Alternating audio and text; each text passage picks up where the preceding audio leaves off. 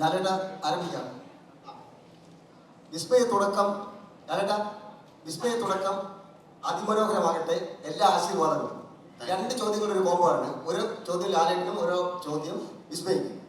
ഈ തുടക്കം സിനിമയുടെ സ്ക്രിപ്റ്റ് വീട്ടിലെത്തിയതിനു ശേഷം എത്ര മണിക്കൂർ വീട്ടിൽ ഡിസ്കഷൻ നടന്നു ഈ പടത്തിലേക്ക് വിസ്മയ അയക്കാം? വിസ്മയ, അടുത്ത ചോദ്യം.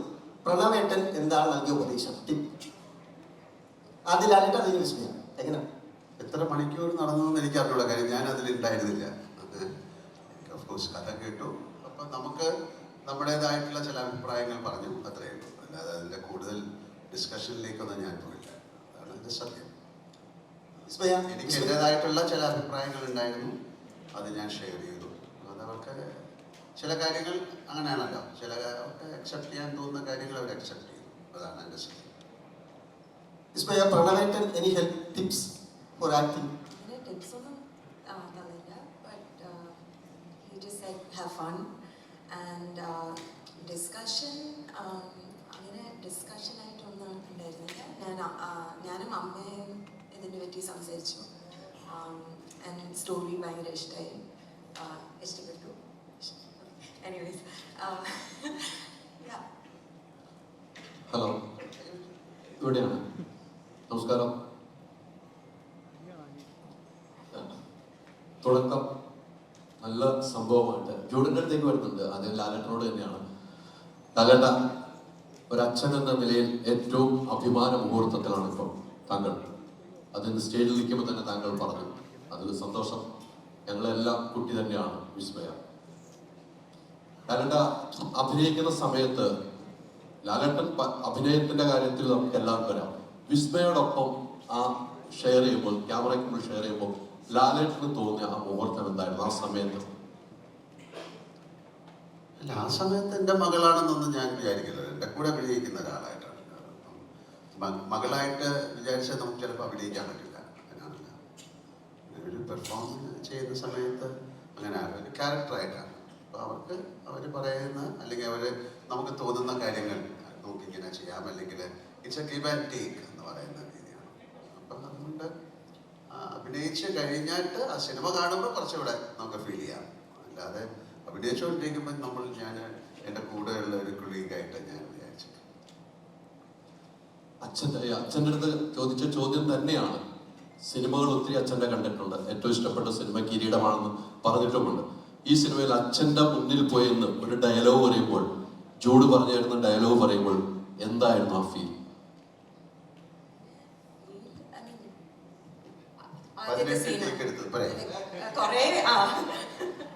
അത് ഞാൻ അച്ഛനായി കണ്ടു. അതുകൊണ്ട് ഞാൻ അവിടെ എത്തിയപ്പോൾ എല്ലാവരും അച്ഛനെ കൂടെ ആക്ട് ചെയ്യാൻ പോവാണ്, എക്സൈറ്റ്മെന്റ് ഉണ്ടായിരുന്നു.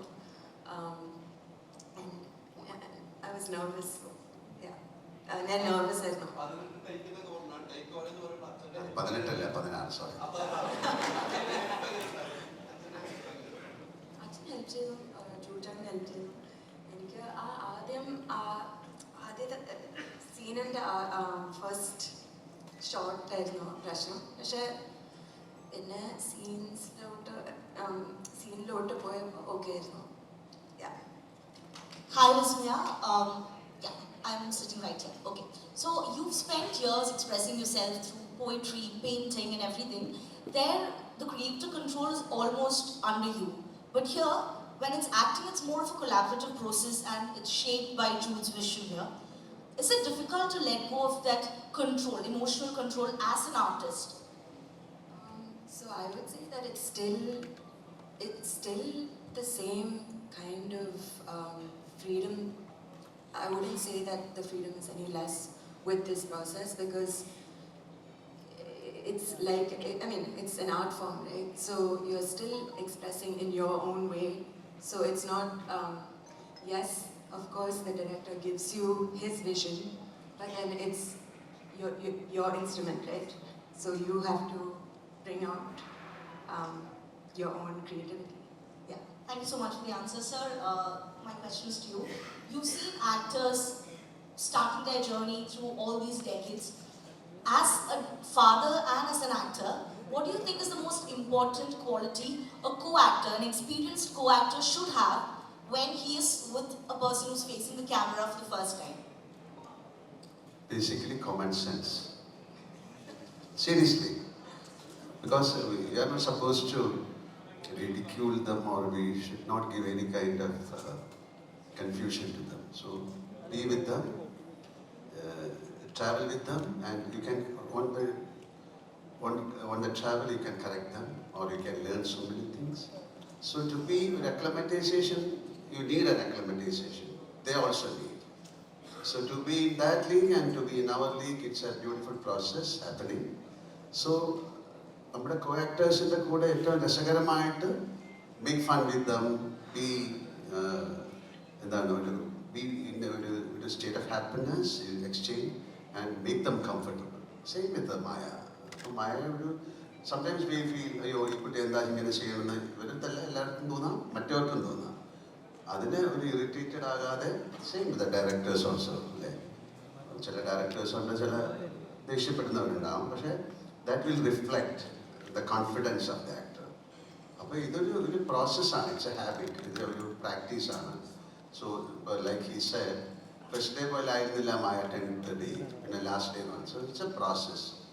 സോ അതിന് യു നീഡ് ഇതൊരു സെൽഫായിട്ട് കണ്ടുപിടിക്കുക അങ്ങനെയൊക്കെ പറയണതൊക്കെ it's more it can happen on the stage. This is something different. Entity wise it's totally different cinema എന്ന് പറയുന്നത്. So you have to practice. നിങ്ങളുടെ ഇൻ്റലിജൻസ് ആണ് അതിൻ്റെ പുറകിലുള്ളത്. And basically I believe an actor needs excellent common sense. Thank you. Thank you so much, sir. ഇപ്പോൾ നമ്മൾ മലയാളികൾക്ക് ലാലേട്ടൻ റെഫറൻസുകൾ ഇല്ലാതെ കടന്നു പോകുന്ന ദിവസങ്ങൾ കുറവാണ്. അപ്പോൾ മകളുടെ സിനിമ എന്ന് പറയുമ്പോൾ അതിന് വേറൊരു ഡയമെൻഷൻ തന്നെയുണ്ട്. ആ രീതിക്ക് ചെറിയ റെഫറൻസുകൾ വരാതിരിക്കാനുള്ള ശ്രമങ്ങൾ ഉണ്ടായിരുന്നു. അത് മാത്രമല്ല, ട്രെയിലർ കാണുമ്പോൾ ഒരു ആക്ഷൻ സിനിമയുടെ ഭയങ്കര ഫീൽ അടിക്കുന്നുണ്ട്. അപ്പോൾ ലാലേട്ടനും വിസ്മയും തമ്മിലുള്ള ആക്ഷൻ സീക്വൻസ് സിനിമയുടെ ഭാഗമാണോ? രണ്ട് ചോദ്യം. അങ്ങനെ റെഫറൻസുകൾ ഞാൻ എൻ്റെ കുറേ സിനിമകളിൽ വെച്ചിട്ടുണ്ടായിരുന്നു. എൻ്റെ ഓൾമോസ്റ്റ് മിക്ക സിനിമകളിലും ലാലേട്ടൻ റെഫറൻസുകൾ ഞാൻ വെക്കാറുണ്ട്. ഇതിൽ പക്ഷേ ലാലേട്ടൻ തന്നെ വന്നതുകൊണ്ട് റെഫറൻസ് ഒന്നും എനിക്ക് തന്നില്ല. പിന്നെ ആക്ഷൻ മൂവി ആണെന്ന് ഞാൻ പറയുന്നില്ല, ആക്ഷൻ ഉണ്ട് പടത്തിൽ. ഇപ്പോൾ യൂഷ്വലി നമ്മൾ പണ്ടൊക്കെ ഞാൻ സിനിമ കാണുമ്പോൾ നമ്മളെല്ലാവരും സിനിമകൾ കാണുമ്പോൾ ടി വിയിൽ സംഘടനം ത്യാഗരാജനുണ്ടോ എന്ന് നോക്കും ആദ്യം പടം തുടങ്ങുന്നതിന് മുമ്പ്. അപ്പോഴെനിക്ക് ഒരു ഇൻട്രസ്റ്റ് പടം കാണാൻ. ഇന്ന് പോലെ പൂട്ടൻ്റെ വീര പോലെ കുറച്ച് സംഘടന ഉണ്ട് ഈ പടത്തിൽ. പക്ഷെ ഇതൊരു ആക്ഷൻ മൂവി അല്ല, ആക്ഷൻ ഉണ്ട് സിനിമയിൽ. ഞാനും മായായിട്ട് ആക്ഷൻ ഉണ്ട്. ഇല്ലില്ല, അവർ വീട്ടിലുണ്ടോ ആക്ഷൻ ഉണ്ടോ പടത്തിൽ. അതായത് ലാൽ സാറിൻ്റെ ക്യാരക്ടറെ കുറിച്ച് പറയാൻ പറ്റാത്തതുകൊണ്ടാണ്, അല്ലെങ്കിൽ അതിൻ്റെ ഉത്തരം നിങ്ങൾക്ക് തരാമായിരുന്നു. ഈ മായയുടെ ആക്ഷൻ പോലും പടത്തിലുണ്ടോ എന്ന് ഞാൻ ഇപ്പോൾ കൺഫേം ചെയ്തില്ല. കാരണം ഞാൻ പറഞ്ഞില്ല, ആക്ഷൻ പടമാണ്. പക്ഷെ അത് നിങ്ങൾ പ്രതീക്ഷിക്കുന്ന പോലെ മൊയ്ത്തായി പഠിച്ച എല്ലാവരെയും പിടിച്ചു മറിക്കുന്ന അങ്ങനെ ഒരു ക്യാരക്ടറല്ല പടത്തിൽ. വളരെ ശാന്ത സ്വഭാവമായിട്ടുള്ള ഒരു കുട്ടിയാണ്. ഒരു അച്ഛനായിട്ട് അഭിനയിക്കുന്ന സായിച്ചേട്ടൻ്റെ ക്യാരക്ടറുണ്ട്.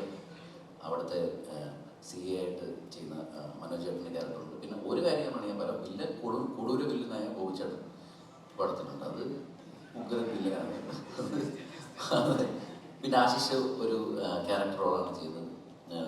അഞ്ചേട്ടൻ അറിയാലോ, നമ്മുടെ സ്വന്തം അഞ്ചേട്ടൻ. ഞാനിപ്പോൾ നോക്കിയപ്പോൾ പെട്ടെന്ന് ഒരു ആർട്ടിസ്റ്റാണ് ചോദിച്ചോ.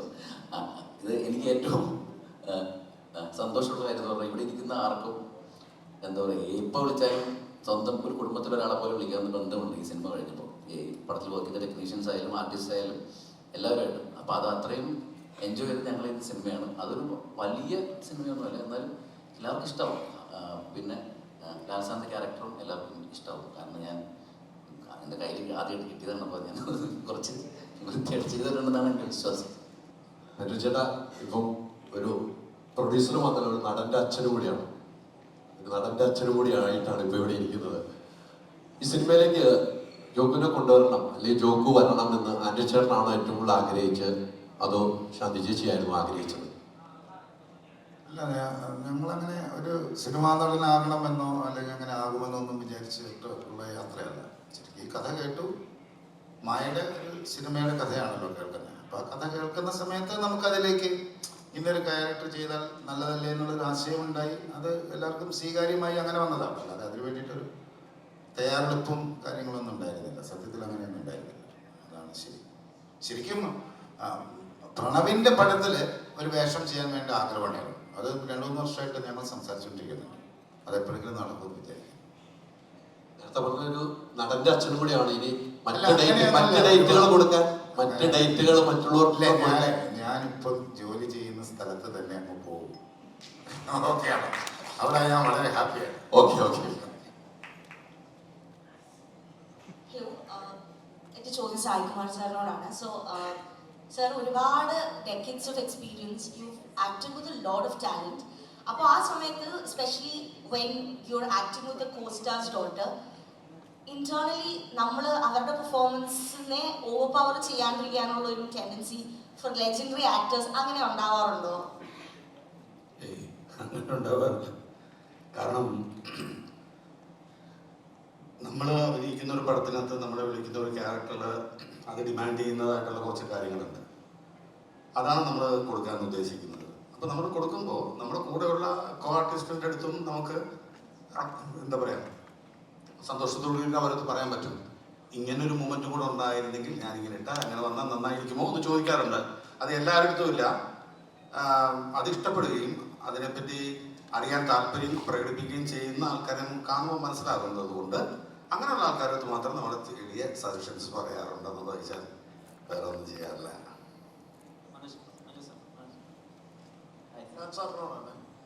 ഹലോ, ലാൽ സാറിനോടാണ്. ലാൽ സാർ, മലയാള സിനിമയിൽ ഈ ഒരു ഇപ്പോൾ സായികുമാർ എന്ന് പറഞ്ഞ നടൻ്റെ ആ കുടുംബം, അദ്ദേഹത്തിൻ്റെ അച്ഛൻ, അങ്ങനെ ആ കുടുംബം ഒരു കലാകുടുംബം പോലെ വന്നിട്ടുണ്ട്. അതുപോലെ എൻ പിള്ള. ഇപ്പോൾ മലയാള സിനിമയിൽ മോഹൻലാൽ എന്ന് പറഞ്ഞ നടൻ 48 വർഷമായി, ഇപ്പോൾ 50 വർഷമാകുമ്പോൾ അദ്ദേഹത്തിൻ്റെ മകൻ വന്നു, അതിനുശേഷം ഇപ്പോൾ മകൾ വന്നു. അപ്പോൾ ആ ഒരു കലാകുടുംബം മലയാള സിനിമയിലേക്ക് പൂർണ്ണമായും വരികയാണ്. അതിൽ അങ്ങനെ തൃപ്തനാണോ? എന്താണ് അദ്ദേഹത്തിന് അങ്ങനെയൊക്കെ പറയാനുള്ളത് അതിനെക്കുറിച്ച്? അത് ഇപ്പം എൻ്റെ ഒരു കാര്യം, അവർ രണ്ടുപേരും ഒരു ആക്ടറോ ആക്ട്രസ് ആവുമെന്നൊന്നും ഞാൻ ചിന്തിച്ചിട്ടേ ഇല്ല. ഞങ്ങളുടെ കുടുംബവും ചിന്തിച്ചിട്ടില്ല. അത് സംഭവിച്ചാണ്. പക്ഷെ ഇവരുടെ കാര്യം അങ്ങനെയല്ല. ഇവരുടെ സ്റ്റേജിൽ നിന്നാണ് അല്ലേ, അവരുടെ ഫാമിലിയായിട്ട് അത് തുടങ്ങി, അവരെപ്പോഴും കണ്ടുകൊണ്ടിരുന്നു. പക്ഷെ ഞങ്ങളുടെ കുടുംബവും ഇപ്പോൾ എൻ്റെ സുച്ചിയുടെ ഫാമിലി ആയാലും ഒക്കെ സിനിമയിൽ നിന്നുള്ള ആൾക്കാരാണ്. ഞാൻ മാത്രമേ ഉള്ളൂ എൻ്റെ ഫാമിലിയിൽ നിന്ന് സിനിമയിൽ ആദ്യം വന്നത്. അപ്പോൾ അതിൽ വളരെ സന്തോഷമുണ്ട്. കാര്യം ഇറ്റ്സ് എ ബ്യൂട്ടിഫുൾ ജോബ്. നല്ലൊരു സൗന്ദര്യമുള്ള ജോലിയാണ് അഭിനയിക്കുക എന്ന് പറയുന്നത്. ഏറ്റവും നന്നായിട്ട് ചെയ്യുമ്പോഴാണ് അതിൻ്റെ സന്തോഷം. പിന്നെ ആസ് ആൻ ആക്ടർ എന്നോട് ചോദിച്ചു കഴിഞ്ഞാൽ ഞാൻ വളരെ ബ്ലെസ്ഡ് ആയിട്ടുള്ള ഒരു ആക്ടറാണെന്നാണ് ഞാൻ വിശ്വസിക്കുന്നത്. കാര്യം എനിക്ക് നല്ല എഴുത്തുകാരെ കിട്ടി, തിരക്കഥാകൃത്തുക്കളെ കിട്ടി, സംവിധായകരെ കിട്ടി, കൂടെ അഭിനയിക്കാൻ ഏറ്റവും മനോഹരമായിട്ടുള്ള ആൾക്കാരെ കിട്ടി. അവരുടെയൊക്കെ ഒരു ഓണയും അവരുടെയൊക്കെ ഒരു സ്നേഹത്തിൽ കിടന്നാണ് ഞാൻ വളർന്നത്. ഈ കുട്ടികൾക്ക് അങ്ങനെ കിട്ടട്ടെ എന്ന് ഞാൻ പ്രാർത്ഥിക്കാം. അല്ല, ഞാൻ എൻ്റെ ഫാമിലിയിൽ 2 പേരെന്ന് പറഞ്ഞുകൊണ്ട് അവർക്ക് കാര്യമില്ല. കാര്യം ഇവരൊക്കെ അത് പ്രൂവ് ചെയ്ത് അവർ ആൾക്കാരാണ്. അപ്പോൾ ഈ ഒരു ആക്ടറിന് ഒരു നല്ല വേഷം കിട്ടുക എന്ന് പറയുന്നത് ഭയങ്കര ഭാഗ്യമാണ്, ഏത് ആക്ടറായാലും. അപ്പം ഇവർക്കും അങ്ങനെ നല്ല വേഷങ്ങൾ കിട്ടട്ടെ, നല്ല സംവിധായകരെ കിട്ടിയിട്ട് കൂടെ അഭിനയിക്കാൻ. പക്ഷേ എനിക്കുള്ള സങ്കടം എന്ന് പറഞ്ഞാൽ എൻ്റെ കൂടെ അഭിനയിച്ച പലരും നമ്മുടെ കൂടെ ഇല്ല. വലിയ ബ്രില്യൻ്റ് ആയിട്ടുള്ള ആക്ടേഴ്സായിരുന്നു. അവരുടെയൊക്കെ ഒരു ബ്ലെസ്സിങ്സും ഇവരുടെ സപ്പോർട്ടും നേരത്തെ സായി പറഞ്ഞ പോലെ ഒരു ഗിവ് ആൻഡ് ടേക്ക് വളരെയധികം ഉണ്ടായിരുന്നൊരു സമയമാണ്. നമ്മൾ വീട് ചേട്ടനായിട്ടോ ഗോപി ചേട്ടനായിട്ടോ അല്ലെങ്കിൽ വാസി സാറോ ആയിട്ടോ നസീർ സാറോ അങ്ങനെ ഒരുപാട് ആൾക്കാരുമായിട്ട് അഭിനയിക്കാൻ ഭാഗ്യം ചെയ്ത ഒരാളാണ് ഞാൻ. ശിവാജി ഗണേശനായാലും അമിതാഭ് ബച്ചനായാലോ നാഗേശ്വര റാവു സാറോ രാജ്കുമാർ സാറൊക്കെ ആയിട്ടുള്ള ഒരു ലെജൻഡറി ആക്ടേഴ്സിൻ്റെ ഒരു ബ്ലെസ്സിങ് ഞങ്ങൾക്ക് കിട്ടിയിട്ടുണ്ട്. അതുപോലെ ഇവർക്ക് കിട്ടാൻ സാധ്യത കുറവാണിപ്പോൾ. കാര്യം അവരൊക്കെ പോയി. എന്നാലും അവരെയൊക്കെ സ്മരിച്ചുകൊണ്ട് അവർ മുന്നോട്ട് പോയി കഴിഞ്ഞാൽ they are also blessed. അവർക്ക് അതിനുള്ള ഭാഗ്യം ഉണ്ടാകട്ടെ എന്ന് പ്രാർത്ഥിക്കാം. അത്രയേ ഉള്ളൂ. ഇപ്പോൾ മനോജ് സാർ പണ്ട് ലാലേട്ടൻ സാഗരലിസ്റ്റായിരുന്ന സമയത്ത് ഒരു ഭക്ഷണത്തിനോട് എങ്ങനെയാണ് ബഹുമാനം കാണിക്കേണ്ടതെന്ന് പറഞ്ഞൊരു ക്ലിപ്പ് ഭയങ്കര വൈറലായിരുന്നു. അതിനോട് എങ്ങനെയാണ് ആദരവപൂർവ്വം പെരുമാറേണ്ടത് ഭക്ഷണത്തിനെ പറ്റിയത്. അപ്പം അതിൽ ലാലേട്ടൻ മനുഷ്യൻ ബേസിക് ആയിട്ടൊരു ഫുഡിനോട് എത്രമാത്രം ബഹുമാനം കാണിക്കുന്നു എന്നാണ് നമുക്ക് മനസ്സിലായത്. ഇപ്പോൾ മകൾക്ക് ആ രീതിയിൽ ഒരു മനുഷ്യൻ എന്നുള്ള രീതിയിൽ കുറച്ച് നേരം ട്രാവൽ ചെയ്തല്ലോ, എത്രമാത്രം അങ്ങനെയുള്ള ക്വാളിറ്റീസ് ഉണ്ട്. അതുപോലെ ആസ് എൻ ആക്ടർ ലാലേട്ടനെ പറ്റി എല്ലാവരും പറയുന്നത് പ്രതീക്ഷിക്കാത്ത റിയാക്ഷൻസ്, ഏറ്റവും നാച്ചുറൽ ആയ റിയാക്ഷൻസ് എന്നൊക്കെയാണല്ലോ. അതിന്റെ ട്രേസസും എത്രമാത്രം ഉള്ളൂ കൂടെ വർക്ക് ചെയ്തത് എന്താ മനസ്സിലായത്? ലാലേട്ടൻ എന്നൊരു വിസ്മയമാണ് നമ്മൾ മലയാളികൾ, പ്രത്യേകിച്ച് എനിക്ക് പേഴ്സണലി പറയാം. എല്ലാ രീതിയിലും ആസ് എൻ ആക്ടർ, പേഴ്സണൽ ലൈഫിലും ഒക്കെ അദ്ദേഹം ഒരു വലിയ മാതൃകയാണ്. എൻ്റെ ഉദാഹരണമാണ് നിങ്ങൾ പറഞ്ഞ, ഞാൻ പണ്ട് പറഞ്ഞ ഇൻസിഡൻറ്റ്. ലാലേട്ടത്തെ പലരും ഞാൻ ചുമ്മാ തള്ളിയതാണെന്നൊക്കെ പറയുന്ന ആൾക്കാരുണ്ട്. അപ്പം ഞാൻ പറയും, ലാലേട്ടൻ എൻ്റെ ഒരു പുസ്തകത്തിൽ തന്നെ ഞാൻ ലാലേട്ടൻ്റെ അനുവാദത്തോട് എഴുതിയിട്ടുണ്ട്. ഇപ്പം അത് മുന്നിലിരുത്തി കൊണ്ട് പറയുകയാണ്. അതൊക്കെ നടന്ന സംഭവമാണ്, ഞാൻ വീണ്ടും അത് വിശദീകരിക്കുന്നില്ല. മോളുടെ കാര്യം പറയുകയാണെങ്കിൽ മോള് അത് ഞാൻ അധികം ദിവസം മോളായിട്ട് വർക്ക് ചെയ്തിട്ടില്ല, പക്ഷെ മോളെ കണ്ട ആ നിമിഷം മുതൽ അത്രയും ഡൗൺ ടു എർത്ത് ആയിട്ടുള്ള, അത്രയും സിൻസിയറായിട്ടുള്ള ഒരു കുട്ടി. ആ ചിരിയിൽ തന്നെ അത് കാണാം അത്ര സിൻസിയറാണ്. അപ്പോൾ അതാണ് വിസ്മയ. എനിക്ക് അത്രയും മനസ്സിലാക്കാൻ സാധിച്ചിട്ടുള്ളൂ. അത്ര ഇനി ഇടയ്ക്ക് വന്ന ആ ഇൻ്റർവ്യൂ കണ്ടപ്പോൾ നമ്മുടെ ലോകത്തുള്ള എല്ലാവർക്കും മനസ്സിലായി വിസ്മയ എന്താണെന്ന്. അപ്പോൾ ഇനി വിസ്മയ എന്ന ആക്ട്രസ് എന്താണെന്ന് നമ്മൾ 7-ാം തീയതി കണ്ട് മനസ്സിലാക്കാം. ഒരുപാട് സന്തോഷമാണ് ഈ സിനിമയിൽ വരാൻ. എൻ്റെ ജീവിതത്തിലെ ഏറ്റവും വലിയ ബ്ലെസ്സിങ് ആണ്. എന്ന് പറഞ്ഞ പോലെ ലാലേട്ടൻ്റെ മകൻ്റെയും മകളുടെയും കൂടെ അഭിനയിക്കാൻ സാധിക്കുക, അത് അപൂർവമായൊരു ഭാഗ്യമാണ്. ഈ തുടക്കം സിനിമയിൽ ഒരുപാട് സന്തോഷങ്ങളുണ്ടായി എനിക്ക് ആ സിനിമയിൽ വരാൻ കഴിഞ്ഞതിൽ. നല്ല റോളൊക്കെയാണ്. പക്ഷെ അതിനേക്കാൾ എനിക്ക് ഏറ്റവും മനോഹരമായൊരു നിമിഷമുണ്ടായത് ഈ എൻ്റെ അവസാന ദിവസം, അതായത് ഷൂട്ടിങ്ങിൻ്റെ അവസാന ദിവസം എല്ലാവരും യാത്ര പറഞ്ഞു പോകുന്ന നേരത്ത് വിസ്മയായി ചോദിച്ചു, വിസ്മയ കാരവനിലുണ്ടെന്ന് പറഞ്ഞു. ഞാൻ ഒന്ന് വിളിക്കാൻ പറഞ്ഞു. വിസ്മയ വെള്ളി ഇറങ്ങി വന്നു. അപ്പോൾ ഞാൻ മോളോട് പറഞ്ഞു, മോളെ എൻ്റെ വർക്കൊക്കെ കംപ്ലീറ്റ് കഴിഞ്ഞു, ഞാൻ ഇന്ന് പോവുകയാണ്. ഓ ശരി ചേട്ടാ, സന്തോഷം. ഞാൻ പറഞ്ഞു, മോളുടെ അച്ഛൻ്റെ സിനിമയിൽ നാളെ രാവിലെ ഞാൻ ജോയിൻ ചെയ്യുമെന്ന് പറഞ്ഞു. പിറ്റേ ദിവസം രാവിലെ ലാലേട്ടനോട് ഞാൻ അതിമനോഹരത്തിൽ അഭിനയിക്കാൻ പോകണം. അതൊരു വല്ലാത്തൊരു മൂമെൻ്റാണ്. മകളുടെ സിനിമയിൽ നിന്ന് അച്ഛൻ്റെ സിനിമയിലേക്ക്. ഇനി ചിലപ്പോൾ ഒരു അതിമോഹമാണ് മോനെ ദിനേശ എന്ന് ലാലേട്ടൻ പറയരുത്. ഇനി ലാലേട്ടൻ്റെ സിനിമയിൽ ഞാൻ അവസാനം പറയും, ലാലേട്ട ഞാൻ വിസ്മയുടെ പടത്തിലേക്ക് നാളെ രാവിലെ ജോയിൻ ചെയ്യണം എന്ന് പറയുന്ന ഒരു സമയം ഉണ്ടാവട്ടെ എന്ന് പ്രാർത്ഥിക്കുന്നത് എൻ്റെ ഏറ്റവും ജീവിതത്തിലെ ഏറ്റവും വലിയ ഭാഗ്യമാണ്, എന്ന സന്തോഷമാണ്. തുടക്കത്തിന് എല്ലാവിധ ആശംസകളും ദൈവം അനുഗ്രഹിക്കട്ടെ. All the best. ജോക്കുട്ട, ഇവിടെ തുടക്കം തുടങ്ങുകയാണ്. 7-ാം തീയതി നമ്മൾ വെയിറ്റ് ചെയ്യുകയാണ്. പക്ഷേ ഈ സിനിമയ്ക്ക് വേണ്ടിയുള്ള തയ്യാറെടുപ്പുണ്ടായിരുന്നു. എനിക്ക് തോന്നുന്നു കുറേ തയ്യാറെടുപ്പ് നടത്തിയിട്ടുണ്ടാവും. ഒരേ ഷോട്ടുകൾ എടുക്കാൻ പോകുമ്പോൾ ലാലേട്ടൻ ഇന്ന് നിങ്ങൾ കാണുന്നതാണ്, കുടുംബത്തിലുള്ള ആളാണ്. ലാലേട്ടൻ്റെ കൂടെ സ്ക്രീൻ ഷെയർ ചെയ്യുമ്പോഴും വിസ്മയുടെ കൂടെ സ്ക്രീൻ ഷെയർ ചെയ്യുമ്പോൾ അച്ഛനും അമ്മയൊക്കെ അവിടെ ഉണ്ടാവും. അച്ഛനും അമ്മയും അവിടെ ഉണ്ട്, ലൊക്കേഷനുണ്ട്. അഭിനയം കഴിഞ്ഞ് വരുമ്പോൾ അച്ഛനും അമ്മയൊക്കെ എന്തൊക്കെ പറയാറുണ്ട്?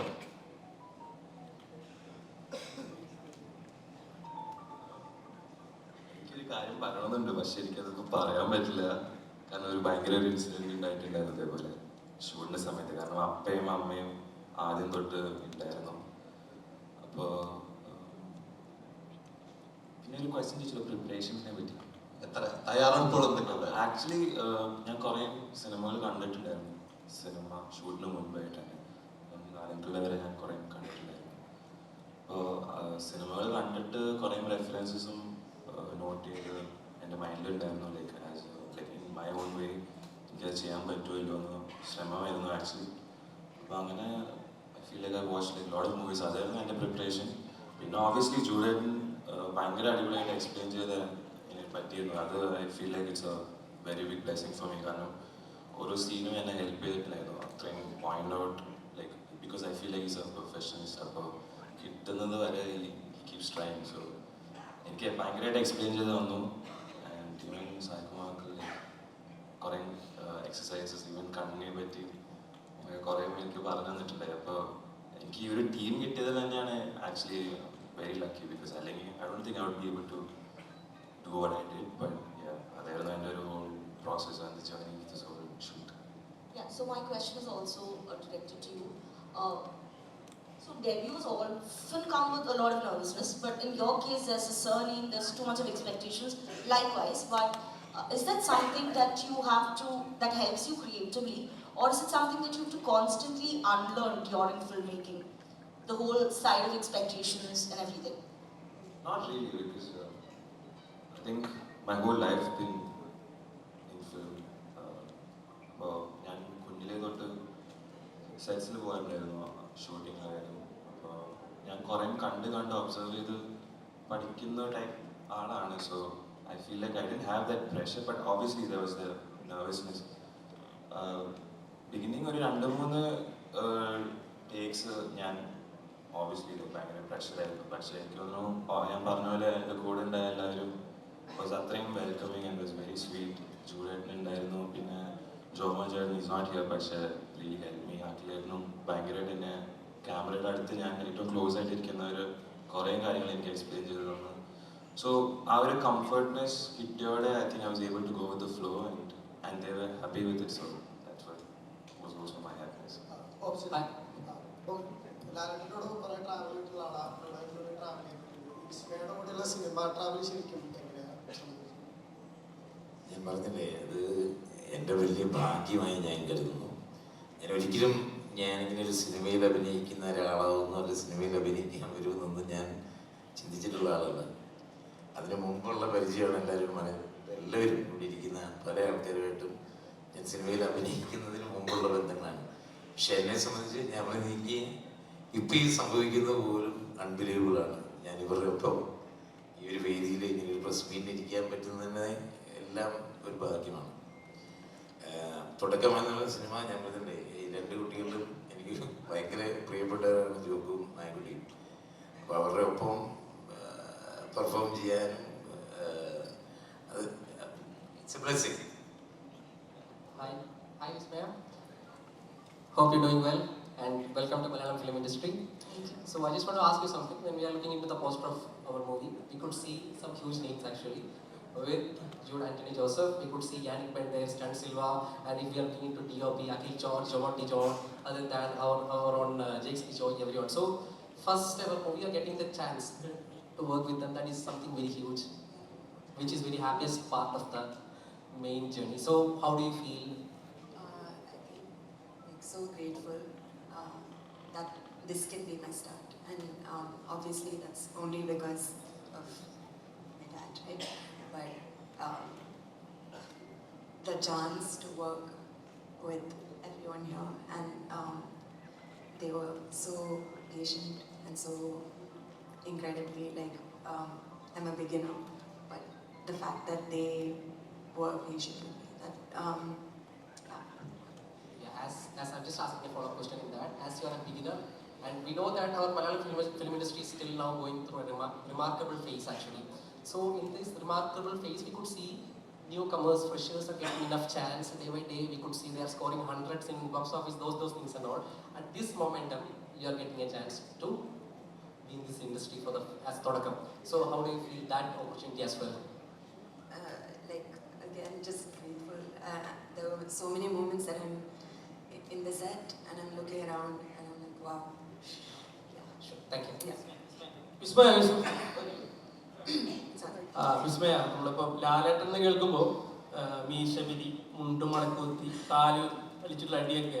അപ്പം വിസ്മയ വരുന്നു, അപ്പോൾ ഒരു ആക്ഷൻ മൂവി ആണെന്ന് എനിക്ക് തോന്നുന്നു. കാല് പൊക്കിയിട്ടുള്ള അടിയൊക്കെ കാണാൻ പറ്റുമോ ലാലേട്ടനെ പോലെ തന്നെ? അതിപ്പോ പറയാൻ പറ്റില്ല. ഉണ്ടോ, ആക്ഷൻ ഉണ്ടോ? അത് സിനിമ കണ്ടിട്ട് ഇപ്പൊ ഒന്നും പറയാൻ പറ്റില്ല. ലാലേട്ട എങ്ങനെയാ നമ്മുടെ ഇത്രയും കാലം പൊക്കുന്നില്ല. കുറച്ച് പ്രയാസം ചെറിയ രീതിയിലൊക്കെ ഉണ്ടാവും. അത് പറഞ്ഞില്ലേ, ചൂട് പറഞ്ഞു. ഞാൻ വേട്ടെ, ഇത്രയും അതിലുള്ളവരൊക്കെ ഏറ്റവും വലിയ ആക്ഷൻ ഡയറക്ടേഴ്സാണ് അല്ലേ? സ്റ്റാൻ സിൽവ, മറ്റേതിൻ്റെ പേര് യാനിക് ബെൻ, ആ പേര് തന്നെ എനിക്ക് പറയാൻ പറ്റുന്നത്. അപ്പം അത്യാവശ്യം ചെറിയ ചായ കടിയൊക്കെ ഉണ്ടാവും.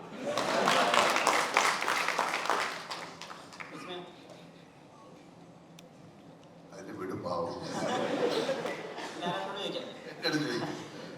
ഞങ്ങൾക്ക് തന്നെ കുറച്ച് ടെൻഷനും ആകാംക്ഷയൊക്കെ ഉണ്ട്. എന്താണ് ചെയ്യാൻ പോകുന്നത്? ഇപ്പൊ ട്രെയിലർ ഇംപ്രസീവ് ആണ്, ഇന്റർവ്യൂ കാണുമ്പോൾ ആളുകൾക്ക് വളരെ റിലേറ്റബിൾ ആയിട്ട് തോന്നുന്നുണ്ട്. എന്നാലും ഇപ്പൊ തന്നെ കാണുമ്പോൾ കുറച്ച് ടെൻഷൻ ഉള്ള പോലെ തോന്നുന്നു. അല്ലല്ല, ഇത് മാറ്റാൻ ടെൻഷൻ മാറ്റി വയ്ക്കൂ, അല്ലെങ്കിൽ ഇത് ഈ പ്രഷറിനെ ഹാൻഡിൽ ചെയ്യാൻ ലാലേട്ടൻ എന്തെങ്കിലും ഒരു അച്ഛൻ എന്നുള്ള രീതിയിൽ ഉപദേശിക്കുന്നുണ്ടോ? ഒരു കാര്യമില്ല. ടെൻഷൻ ഞാൻ ഒരു തന്നെയല്ലേ മാറ്റി വെക്കേണ്ടത്. ടെൻഷൻ അടിക്കേണ്ട കാര്യമൊന്നുമില്ല. ഇതൊരു എക്സാം എഴുതിയത് പോലെയാണ്. നന്നായിട്ട് എഴുതിയാൽ ജയിക്കും, മോശമായിട്ട് എഴുതിയാൽ തോന്നും അല്ലേ? So it's already happened. പക്ഷേ ഈ ഞാൻ പറയുന്നത് എനിക്ക് ആദ്യത്തെ സിനിമയിൽ അഭിനയിക്കുമ്പോഴൊന്നും ഇങ്ങനത്തെ ഒരു ടെൻഷനില്ല. ഇപ്പം 370ാമത്തെ സിനിമയിൽ അഭിനയിക്കുമ്പോൾ എനിക്ക് ടെൻഷനില്ല. അതൊരു പ്രിപ്പറേഷൻ, അത് അറിയാതെ സംഭവിക്കുന്നത്. കുട്ടികൾക്ക് തീർച്ചയായിട്ടും ഉണ്ടാവും. അന്നത്തെ സിനിമ പോലെ അല്ലേ ഇപ്പം ഭയങ്കരമായ കോമ്പറ്റീഷനാണ്, ഒരുപാട് കാര്യങ്ങളുണ്ട്. ഇങ്ങനെ നമുക്കൊന്നും ഇങ്ങനെ ഒരു സിനിമ കഴിഞ്ഞിട്ട് ഇത്രയും പേരുടെ മുമ്പിൽ ഇരുന്ന് സംസാരിക്കേണ്ട കാര്യങ്ങളൊന്നും ഉണ്ടായിരുന്നില്ല. നമുക്ക് ഒരുപാട് സ്വാതന്ത്ര്യങ്ങളുണ്ടായിരുന്നു. ഇത് സ്വാതന്ത്ര്യം ഇല്ലായ്മ എന്നല്ല പറയുന്നത്. സോ അവരുടെ ലൈഫിനെ കുറിച്ച് കുറച്ചുകൂടെ ടോളറൻസ് ലെവൽ കൂടുതലായിരുന്നു ഞങ്ങൾക്ക്. ഇപ്പോഴും ഇവർക്ക് ആ ടോളറൻസ് ലെവൽ ഉണ്ടാക്കിയെടുക്കണം അല്ലേ? ഇതൊരു പ്രത്യേക ഫീൽഡാണ് സിനിമ ഇൻഡസ്ട്രി എന്ന് പറയുന്നത്. ഒരു സക്സസ്സിനെ നമ്മൾ അപ്രോച്ച് ചെയ്യുന്ന പോലെ തന്നെ ഫെയിലിയറിനെയും അപ്രോച്ച് ചെയ്യാൻ പഠിക്കണം. ഇതിൽ മാത്രമല്ല, ജീവിതത്തിൽ മുഴുവൻ. അപ്പോൾ അതുകൊണ്ട് അവരുടെ ടെൻഷനിലേക്ക് നമ്മൾ പോയിട്ട് ഈ ടെൻഷൻ അടിക്കുക അത് വീണ്ടും ടെൻഷനാവില്ലേ? അപ്പോൾ അതുകൊണ്ട് ഒരു കുഴപ്പമില്ല, വരുന്ന പോലെ വരട്ടെ അല്ലേ? നമുക്കൊരു സിനിമയുടെ ട്രെയിലർ ലോഞ്ച് നടന്നു, ട്രെയിലർ കണ്ടു, ഇനി സിനിമ കാണാൻ പോവാണ്. ആ സിനിമയെ കണ്ടിട്ട് വിലയിരുത്തും. നല്ല സിനിമയാണെങ്കിൽ നല്ലതെന്ന് പറയും അല്ലേ? അങ്ങനെ എനിക്ക് പറയാൻ പറ്റുള്ളൂ. വെറുതെ ഇരിക്കുന്ന ആളുടെ ടെൻഷനിൽ പോയിട്ടൊന്നും കുത്തി നോക്കരുത് പ്ലീസ്. നിങ്ങളുടെ ഈ ടെൻഷൻ്റെ കാര്യം പറഞ്ഞതുകൊണ്ട് പറയാണ്. കാരണം ഈ പ്രണവ് സിനിമയിൽ അഭിനയിക്കാൻ വരുന്ന സമയത്ത് ആദ്യമേ പറഞ്ഞിരുന്നു, ചേട്ടാ ഈ ഇൻ്റർവ്യൂസിനൊക്കെ കുറച്ച് ടെൻഷനാണ്. അപ്പം നമ്മളത് അനുവദിച്ചു കൊടുത്തു. മായ സിനിമയിൽ വന്നപ്പോഴും ഇത് തന്നെ പറഞ്ഞിരുന്നു, അയ്യോ ഇത് എല്ലാവരുടെയും മുന്നിൽ വന്നിട്ട് ഇങ്ങനെ സംസാരിക്കാൻ പറ്റില്ല, നമ്മളങ്ങനെ ഒരുപാട് ചോദ്യങ്ങൾക്ക് ഉത്തരം പറയാനൊക്കെ. ഇപ്പം നമ്മളെന്ന് പറഞ്ഞിട്ടില്ല, അങ്ങനെ ഒന്നുമില്ല, അങ്ങനെ ഒന്നും മോള് വരല്ല എന്ന് പറഞ്ഞു. സിനിമയെല്ലാം കഴിഞ്ഞപ്പോൾ ഞാൻ തന്നെയാണ് പറഞ്ഞത്, ഇല്ല മോളെ അതാ ഒന്ന് ജസ്റ്റ് വന്നാൽ മതി, എന്തെങ്കിലും നമ്മുടെയൊക്കെ ഫ്രണ്ട്സ് അല്ലേ, എന്തെങ്കിലും രണ്ടു വാക്ക് പറഞ്ഞാൽ മതി എന്ന് പറഞ്ഞ ആ പാവം വന്നിട്ട് അതിനിപ്പോൾ എന്താ സംസാരിക്കേണ്ടതെന്ന് അറിയാത്ത അവസ്ഥയായി. ഇതാണ് സത്യസന്ധമായ കാര്യം. ഓക്കെ.